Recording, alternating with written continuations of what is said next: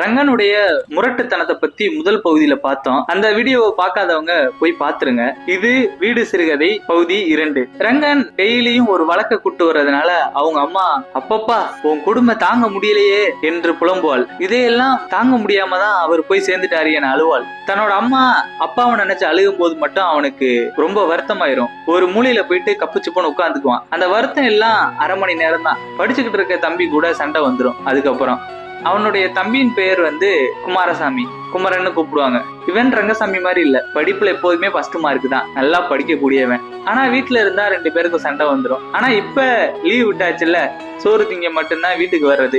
ஒரு நாளுக்கு அம்மாயில ரங்கசாமி அவங்க பசங்க கூட விளையாண்டுகிட்டு இருந்தான். தூரத்துல இருந்து ஒருத்தர் நடந்து வந்து ரங்கசாமி கிட்ட கேட்டாரு, இதுதானே புளியங்குளம் அப்படின்னு. ரங்கசாமி பசங்க கிட்ட கண்ணு அடிச்சுட்டு, ஐயா இது புளியங்குளம் இல்ல, அதோ பாருங்க தெரியுது அந்த கம்மாக்கரை, அந்த கம்மாக்கரையை தான்னா ஒரு ஊர் வரும், அதுதான் புளியங்குளம் அப்படின்னு சொல்றான். சொன்னதை கேட்டு அவரும் கிளம்பிட்டாரு. இவன் பசங்க கூட சேர்ந்து அவரை கிண்டல் பண்ணிக்கிட்டு நிக்கிறான். இத பார்த்த குமரன் வீட்டுக்கு வேகமா கிளம்புறான். டேய் எங்கடா போற, அம்மா கிட்ட சொல்லி என்னை அடி வாங்க வைக்க தானே போற அப்படின்னு குமரனை புடிச்சு அடின்னு அடிக்கிறான். அடிச்சதுல குமரன் மயக்கமே போட்டுறான்.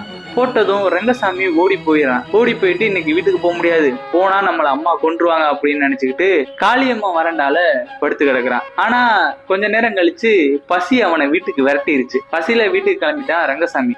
வீட்டுக்கு போனதும் அவங்க அம்மா, டே ஒரு பச்சை பிள்ளைய இப்படி போட்டு அடிச்சிருக்கேன்னு ஒரு தொடப்பத்தை எடுத்துட்டு அவனை அடிக்க போறாங்க. அவங்க அம்மா கையை பிடிச்சி இழுத்து, விடுமா சின்ன பசங்க தானே அப்படிங்கிறாரு. யாருன்னு எட்டி பார்த்தா இவனுக்கு ஒரே அதிர்ச்சி. ஏங்க இது புளியங்குளம் இல்ல, அந்த கரை தெரியுது பாருங்க, அதுதான் புளியங்குளம் சொன்னானே அவரு இவங்க வீட்டுக்கு வந்த விருந்தாளிதான். கட்.